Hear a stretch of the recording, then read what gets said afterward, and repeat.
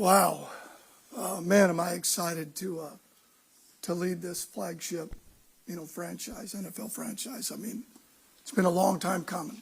Really has been a long journey, and there's a lot of people as we get down the road here that I'm going to have to thank. But I'm jacked. I mean, I'm excited to be with the Cleveland Browns. I mean, it's hard to even put into words. First off, I want to thank Dee and Jimmy, Whitney and JW for entrusting me in this opportunity to help build a winning team with the NFL's most passionate and dedicated fan base, including the Dog Pound. Secondly, I want to thank Andrew. Pointed that way, but you're right there. I want to thank Andrew Berry. Crazy enough, in 2019, when I interviewed here, my contact was Andrew, and actually was the first gentleman that I met with when I came in the building. And I could tell right away that our alignment and his clear vision for how you build a roster and how you develop players, we were aligned. And I look forward to being connected at the hip and building this roster to a championship level, consistent championship level. He mentioned the last few years, getting an opportunity to work with Kirby Smart and John Harbaugh, two of the elites in the game. When you talk about getting a doctorate in coaching, wow. I owe a lot to them. They entrusted me to elevate the offenses at both places, which is a credit to the staff we had and the players we had, because you can't do it alone. You absolutely cannot do this alone. It takes an army, and I owe a lot of gratitude to them. But one thing I learned being with both of them, I always thought I understood what it meant to confront anything that gets in the way of winning football. And what's interesting is they get to the same point. They just do it completely differently. But it's an art. Because ultimately, just like I would have with my son, just like our children, you're going to confront anything that gets in the way of helping them become the best version of them. And that's your job with something that you love. And that's something I've never taken for granted with any job I've ever had, is fighting to confront anything that gets in the way of winning football. And I owe a lot to Coach Harbaugh. He hired me out of Georgia, took a shot on a college coordinator, trying to elevate Lamar in the offense. And I learned a ton. He is elite at messaging with a team, especially with an NFL team, and how you deal with players, and how you confront anything that gets in the way of winning without being confrontational. To me, that's an art. That's an art. Thank you, Coach. And then the last thing,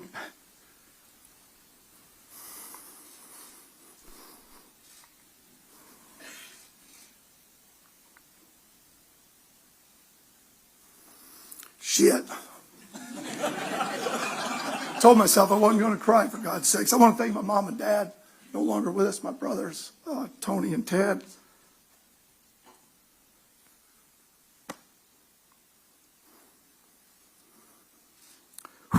College roommates. Drove up here to be here today. My father-in-law, Chuck. My son, Travis, proud of the man you've become, and his fiancée, Hannah. And my wife, Terry, been together 40 years, been married 34. Of course, she would say that's probably 6, because you're actually married to the game. So it's been an unbelievable journey. Thank you. I love you.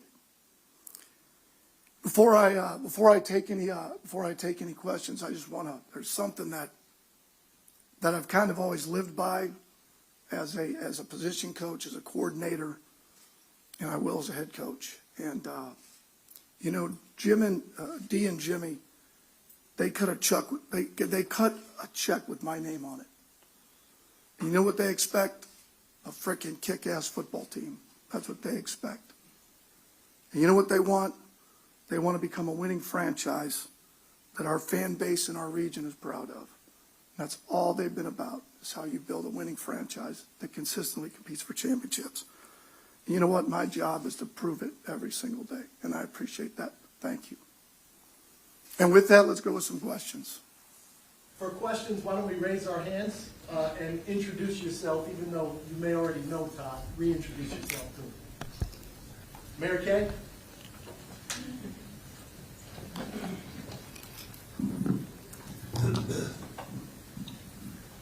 Todd, welcome back. Mary Kay Cabot, Cleveland.com, Cleveland Plain Dealer. Well, I guess I'll start right off the bat with the question probably everybody wants to know. Will you head into this offseason with Shedeur Sanders as your QB1? And if not, what is your approach to the whole quarterback situation as you move into your new job? Well, I think like any position on the team, that's still to be determined. Am I excited about Shedeur? Am I excited about all the quarterbacks in the room? Am I excited to coach this football team? Absolutely. I can't wait for them to get back and for us to get started. Joe? Joe Reedy, Associated Press. Todd, you mentioned in a Harbaugh Coaching Academy video your 2019 stint here. There was a lot of drama that the coaching staff couldn't control. Now that you're the head coach and learning from Kirby and Harbaugh, how do you manage that so that there isn't that drama?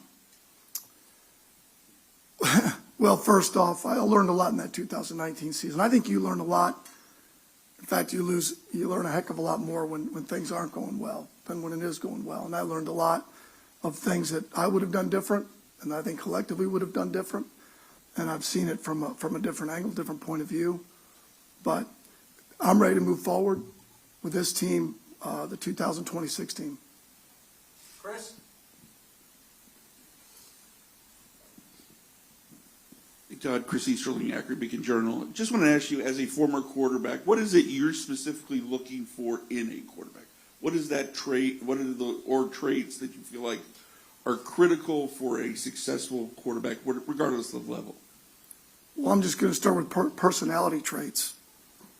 I mean, when you talk about who's going to lead this team, who has the it factor, who has those characteristics that the team wants to follow and believes in them because the ball's in their hand every down.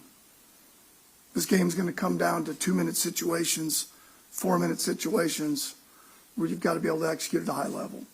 And we're just talking about some of the characteristics that you're looking for, let alone some of the physical traits that we'll get a chance to talk about later.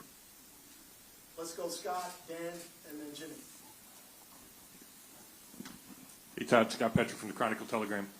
You said it was a long time coming. When did you first start to think about being an NFL head coach? And did you feel you'd come close before? And then what does it feel like finally now? Well, first off, I played at Knox College, and my dad were high school coaches, and my uncles were high school coaches, so that was just a dream. But I've been part of a team since I've been 5 years old, the Purple Pounders of Wheaton, Illinois, and it's the coolest thing ever to be part of a team. Let's just put it that way, okay? All I ever wanted to do was be part of a team and coach football. That's all. I mean, other than my mom making an Evel Knievel outfit or an astronaut, I was a football player every Halloween.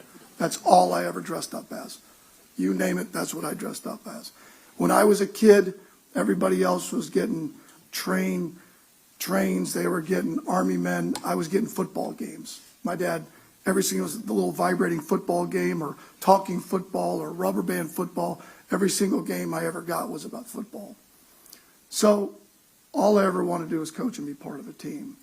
To me, it's not until you get into the NFL that you ever process like the opportunity could potentially be there to be a head coach in the NFL. Obviously, you have to probably reach the coordinator level to where that becomes a possibility. And there have been times before where I've been close. And I believe God put you at the right place at the right time. And that is now. Dan Lobby, Cleveland.com. This kind of goes with Scott's question. Obviously, you've been saying it's a long time coming. Did you, at any point, think something like this wouldn't happen for you? And does that make this opportunity more meaningful for you? For sure.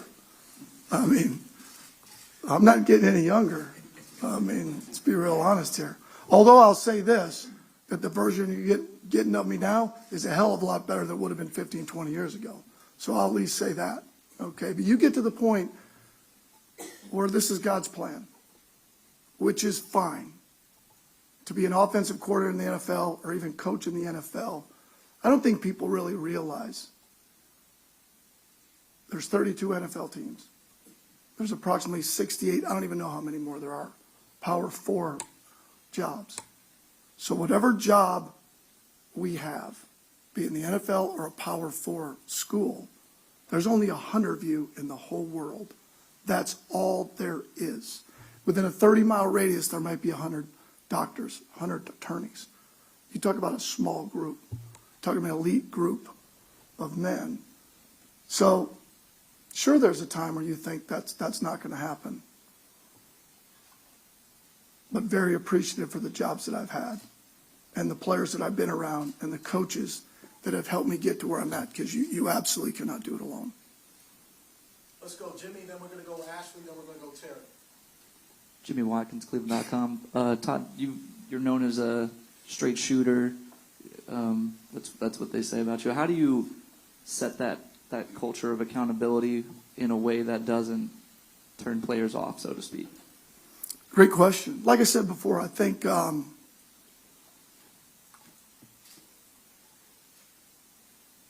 you have to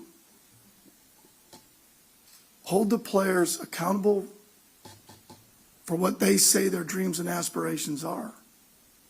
And you have to find out what really do you want individually with your career, and then what do you want collectively as a team. And all you're doing is holding them to what their goals and aspirations are, like people did for me. I am who I am because my parents did that for me. They didn't do that to me. They did that for me. And that's the way I go about it, is I think everybody likes honesty till they don't like what's said to them honestly. And I'm the same way. I'm no different. I like being stroked in a good way. I'm no different. I don't like the other side of it. But that's how I've gotten a lot better. And the people that love you the most, they're going to be honest with you. But all it is finding out what are your dreams and aspirations, and then let's fight like hell to achieve them. Ashley Bastock, Cleveland.com. Just wondering, being in the division, like what your impression as a coordinator was of this defense, and if you've had a chance to talk to Jim or anything yet. Give me that again, the last part. If you've had a chance to talk to Jim Schwartz. Or I have. Okay, solid with that. I've had a chance to talk with Jim. But it's been a bitch, I apologize, to go against this defense 6 times over the last 3 years. Schematically, and more importantly, the players. Because ultimately, it's a player's game. That's what it is. It's our job as coaches to develop systems that allow your players to play fast. People talk about time speed. It's really not about time speed. It's about how they play on the field. And that's developing schemes, in my opinion, or systems, as Coach Harbaugh used to call it, with elegant simplicity, where they can function at a high level and play fast. And that's what you saw all the time with the guys that are here and the players that we have. But at the end of the day, I say this all the time. From an offense or defensive perspective, it starts with having elite players and then having an elite coaching staff with you. And then you can call the game freely because of that, because of the talent you have, and then because of the players, with the coaches that help it come to life. That's what makes a coordinator elite. It's not one individual person. And when we get ready for the Browns, when we used to get ready for the Browns, it'll be more fun and not have to worry about chipping 95 every down and distance, I can tell you that. Terry, then Tony, then Mary Kay. Terry Pluto, Point Dealer, Cleveland.com. 2 things. What you mentioned about the defense there. I'm just curious, where do you stand with Schwartz? Is he coming back, or what do you know so far? Well, first of all, I think Jim is an outstanding defensive coordinator. I think we all would agree with that. But I think it's a little inappropriate for me to comment about that at this time. And secondly, when you looked at the Browns from the outside, you just mentioned the defense, but just in general, you've been through some situations where it's been big turnarounds. I know Southern Miss, I think you were 0-12 or whatever the first year, and that. What does it take to get, especially in the NFL, to get a turnaround situation going? Perseverance, because it's hard. Winning's hard. It is hard, but the reward is unbelievable. That's what was fun about the thoughts of being the head coach here. If you like a challenge, let's go. Let's get this to where we're the standard, and the time is now. The timing is now. It's hard. It's perseverance, mental toughness, surrounding yourself with the right people, staffing, and then player-wise, that want to run into that smoke. Because not everybody wants to run in that smoke. Not everybody wants to look at it like it's 4th and 1 every day. And it is. It's 4th and 1 every day. Nate, then Mary Kay. Hey, Todd. Nate Aldrich, Akron Beacon Journal. Clearly, this means so much to you. So when you were at Georgia, you win the national championship back-to-back. You come back in the NFL. Did you come back to the league with the goal to become a head coach? Was that in your thinking? 100%. I called around to coaches in the NFL. I wanted to hear what it was like to be a head coach in the NFL. Because I tried to get a hold of Cliff Kingsbury and I couldn't. He was in like Tahiti or something. So that one, thank God I didn't get him because I might not have left Georgia. I got a hold of 3 or 4 other coaches, Kevin being one of them. And I asked them, do you enjoy being a head coach in the NFL? Do you enjoy everything that comes with it? It's not easy. It isn't. And to a man, all of them said they loved it, be it Matt LaFleur, be it Kevin Stefanski, and others that I reached out to, because it was the only reason for me to leave Georgia. Well, why else would I leave Georgia? We're winning, going to have good players, the culture's already set. So that was one part of it. The other part was the challenge of where we could take the team out east offense and how we could elevate Lamar Jackson. And like I said, I owe a lot to the players that were there and the coaching staff that we put together to help us do that. But ultimately, that was my goal, was to come back, to put yourself in a position to one day sit in this chair, be one of the 32. Mary Kay, then Tony, then Danny. Yeah, Todd, on the day that Jim Schwartz supposedly left the building and said he wasn't coming back, Myles Garrett had a reaction to that on Instagram where he showed, someone hanging their head. Denzel Ward has said, I really want Jim Schwartz back here. So my question to you is, I know you can't go into detail about your convo with Jim, but what can you say to these players, or how confident are you that these players are going to like the direction that you're going to be able to go on defense, and will you be able to maintain the incredibly high standards of the defense even if Jim doesn't come back? Well, first off, my anticipation is we're not going to change the system. Very difficult to go against. I'm not planning on changing the system. We're built for the system that they're in currently. And I'm not going to get into staffing because that's not at this time to get into that. But they can be rest assured that we're going to keep the same system. We're still going to let them attack. We're still going to let them play free. I can't see any other way. They're a big reason why I took this job. The defensive players. I didn't take this job because of Jim Schwartz. I have a lot of respect for Jim Schwartz, but as I would hope he has for me. But I took it because of the players that are here, the ownership, Andrew Berry, and the ability to build this roster from the ground up on the offensive side. So, and I said this to the other guys. I didn't think I'd say it, but I'm going to say it. When I was preparing for the Cleveland Browns, I wasn't trying to chip Jim Schwartz. I was chipping Myles Garrett. And when I was sliding a protection to the outside backers or Grant Delpit that were blitzing off the edge, I was sliding the protection of the players. And when I was worried about throwing to the right against Denzel Ward or Tyson Campbell to the left, that's who I was worried about throwing at. Tony?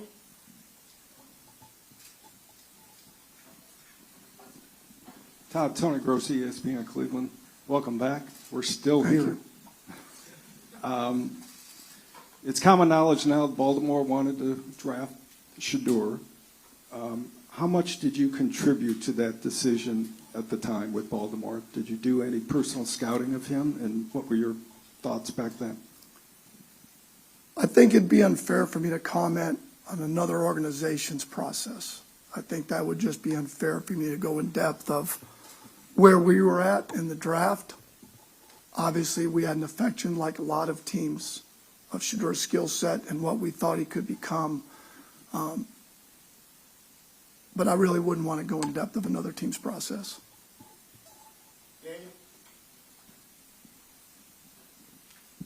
Hey Todd, Daniel Yafusi, ESPN. A lot has been made about the flexibility of your scheme and bending it to the talents of your players. But from a macro view, when people envision a Cleveland Browns offense under Todd Monken, what do you want them to see? Well, that's a question I get asked all the time. Like, what system do you run? What is that? And the way I'll try to phrase it is to score any way possible. I don't care what it takes to score. It's about scoring points. I would hate to put some sort of any type of connotation as to what system that we are, other than playing to our players' strengths. I think one of the things that our staff, including myself, have been able to do is take advantage of what a player can do and not what they can't do. Every player in the NFL is elite, and they all have a trait, at least one trait, that allows them to, I don't want to say this, allows them to function, play at a high level. You just got to find what that is and not try to put a square peg in a round hole, taking advantage of what they do. And I think that's what we've been able to do consistently. Cool. Hey Todd, Justin Cooper, ESPN Cleveland. Hey, after being here in 2019 and the well-documented struggles after the last 2 years of this organization, what makes you confident that you're the guy that could lead this team and turn this franchise around? Well, it's interesting that you asked that, because in the interview, there was a question that came up about strength as a head coach, and the other was where your gaps as a coach, where you need help, where you can use people to fill in those gaps. And the other was, how would you envision yourself being unsuccessful? That's not even in my vocabulary. It just isn't. Scott? Todd, I got two quick ones for you. Are you going to call the plays? Yes. And then you mentioned 95 a couple of times. How well did you know Miles in the year you were here, and how have you seen him evolve as a player since then? Well, probably when I was here for that short period, I would say that I didn't know Miles very well, other than I loved his personality. I loved his charisma. I mean, always a smile on his face. At that time, I thought, holy cow, this guy runs like a wideout. This guy looks like a skilled player. I mean, this guy is, elite. And he's always had it in him, but you can just see the last few years that his evolution in terms of blocking schemes, how teams try to prevent him from getting to the quarterback, which opens up opportunities for others. I think his awareness of what teams are trying to do. I think they've done a great job of moving him around, because that's important. That definitely gets into a coordinator's head in game planning of where he's located. You can see it with every team that plays against Miles. Let's go Spencer, then Sable, then Ken.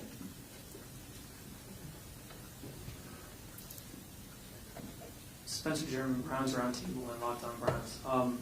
I saw there was a clip that you did, or you had, of talking about coaching Lamar and how you even felt like there were some things that you could have done better working with him. So I guess I just ask, what did you learn from coaching Lamar for the 3 years you were there, and what were some of the biggest challenges and things that you kind of bring with you now to this job? Well, first off, I think I didn't get to where I'm at as a human being or a coach without owning and then fighting like hell to fixing. And I think that's important in a relationship. I think that's important in life. Is there's a certain amount of, bar graph here, follow me. of that 10%, 15% bitching, complaining, self-preservation mode that we can all get in when things go bad or things are tough, which that's life. That's relationships, that's coaching. But the other 85 to 90% is owning your mistakes because we're human and then fighting like hell to fix them. And that's what I've been about. The moment you get, excuse me, you were about to go. The moment that graph elevates and the other one shrinks, you're not in the place you want to be at. First of all, Lamar and my relationship was awesome. We get along great. We didn't have the success last year for a number of reasons, and it doesn't matter. Fact. You know, he was banged up. I would have loved to have seen it. He'd been healthy the whole year, but he was not. Doesn't matter. We didn't at times didn't give ourselves the best chance to be successful. Then you got to own that. That's part of what we do. Say, Todd John Sable with Fox 8 here in Cleveland. I covered you for a few years there in Tampa when you were with the Buccaneers. You mentioned how you've grown since your stay here in 2019. How have you changed as a coach in your offensive philosophy since your last one of your first spots there in the NFL in Tampa when you had to develop a Jameis Winston and a team that was young and was trying to take that next step in that? I would say what's changed dramatically, and I'm going to talk a little bit philosophically more than I will about the team itself. What's really changed the last few years is situational football, the analytics that have changed. Conversion downs, the way you approach down and distance in the game, when you're going to take shots, when you know it's 4-down territory. More and more teams are going for it on 4th down. It's conversion downs, not just 3rd downs. I get a big kick out of defensive personnel when it's 4th and 2 and they stop them and they put their fist up like it's 4th down. No, we're not punting. Like, teams don't punt anymore. Like, you didn't really get them stopped yet.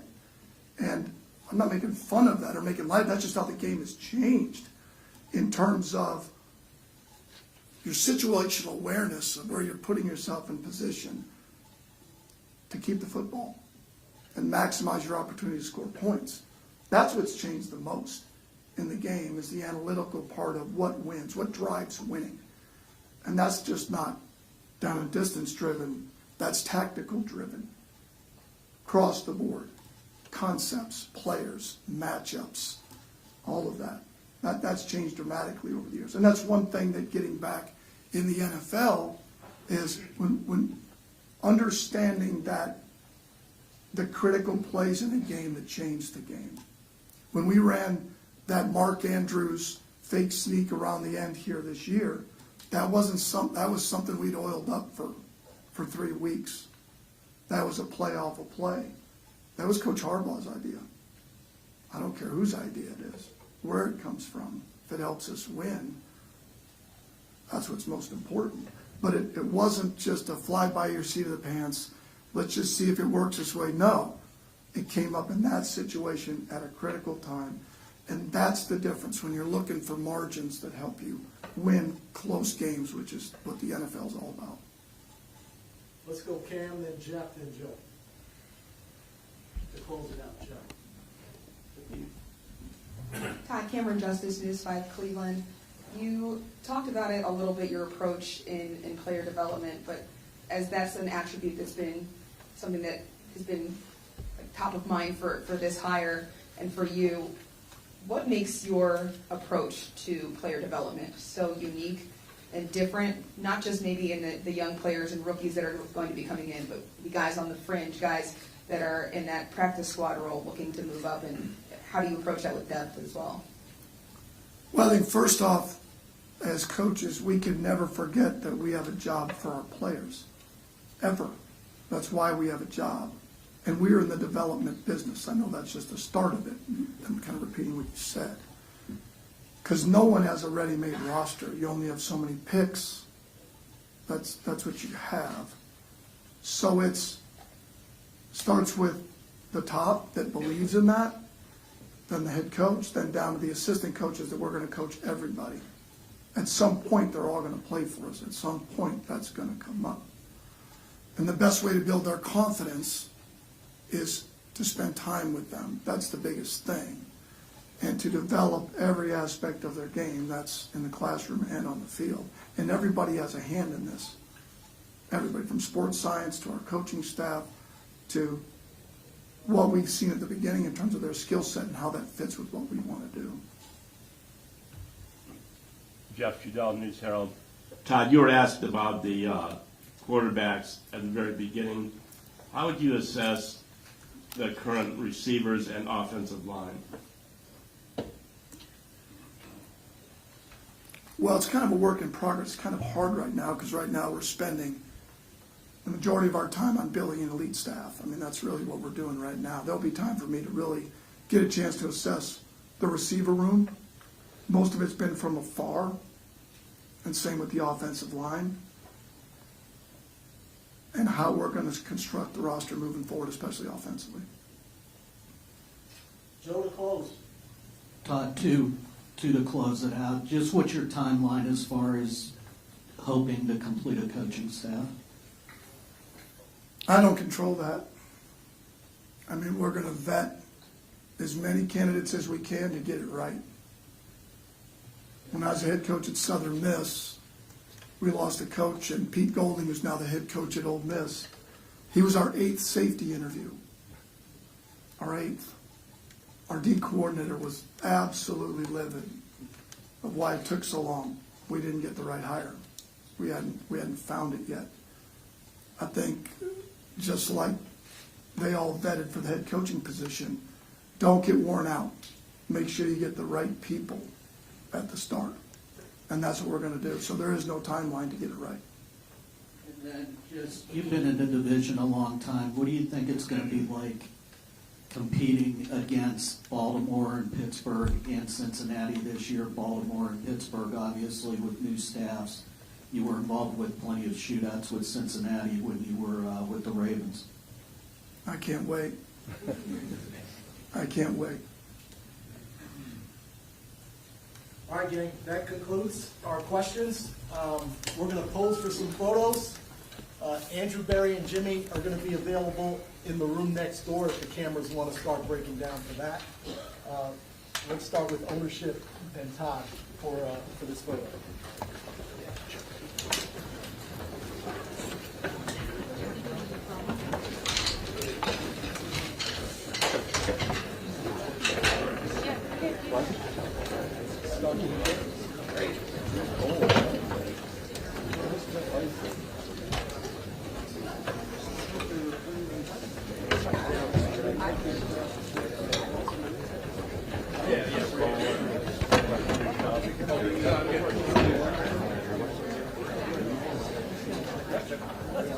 It's in the D line, right? There's like a backdrop, so I might stick. Come on, excuse me. I'm really about to get here.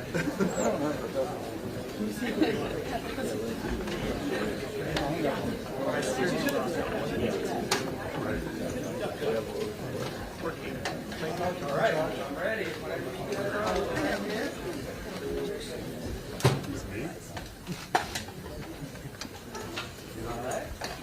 All right, let's add Andrew and Dave. All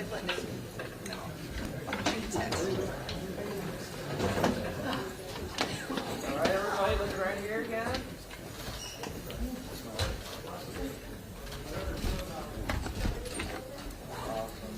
All right, good with ownership. Now let's go Dave, AB, and Todd.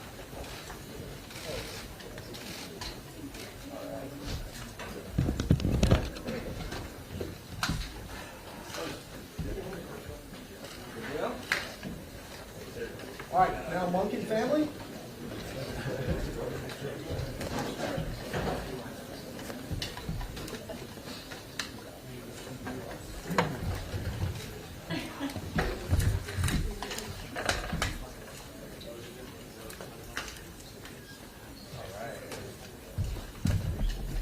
Again, looking right here, everyone.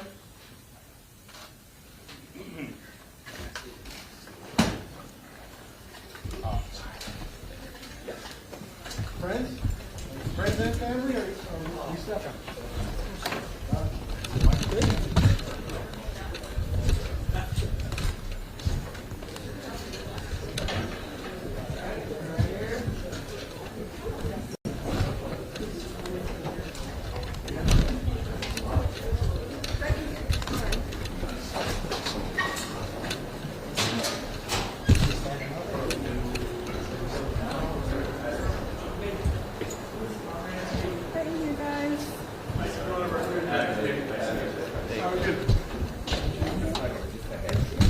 You're good, Joe. I'm just gonna grab my cord. I'm sure.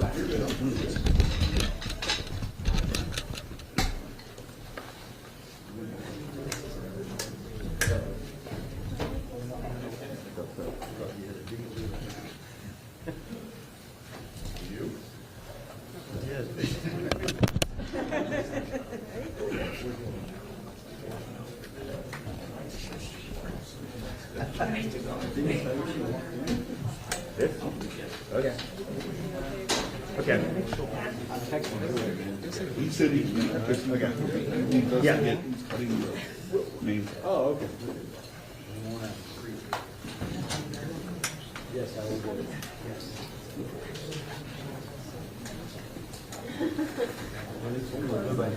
Yeah. I think so. Are we set? Is everyone set? Hang on. Come on, Daryl. Amy, I thought you were asking questions here. You were in the scrum. Easier, right? Thank you.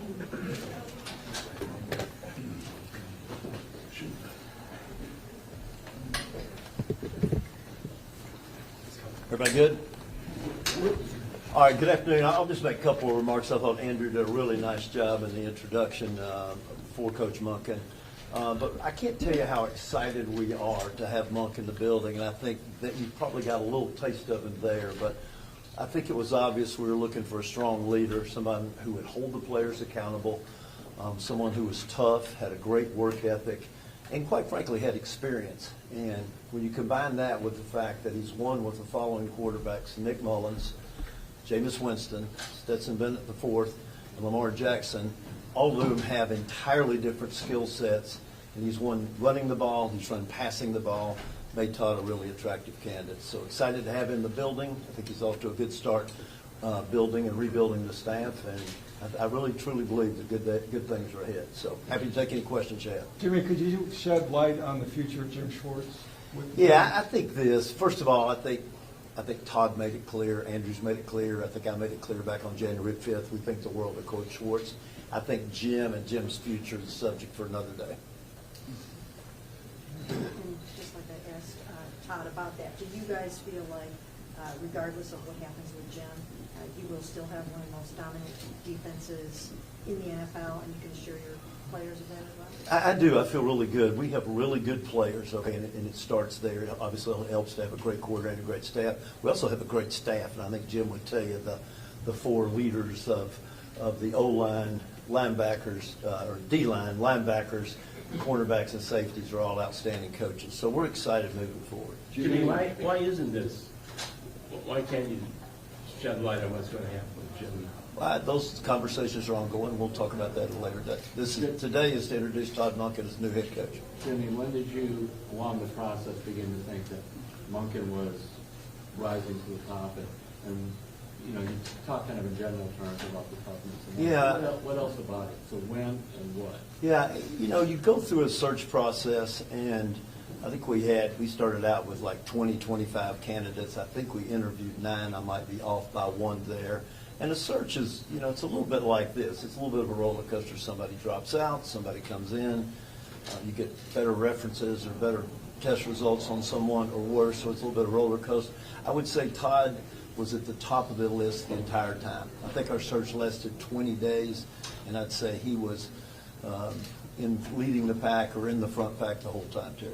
Hey, Jimmy, what did you learn on your other coaching searches that affected you picking Todd? Yeah, well, first of all, I didn't pick him. Okay, we picked him, all right.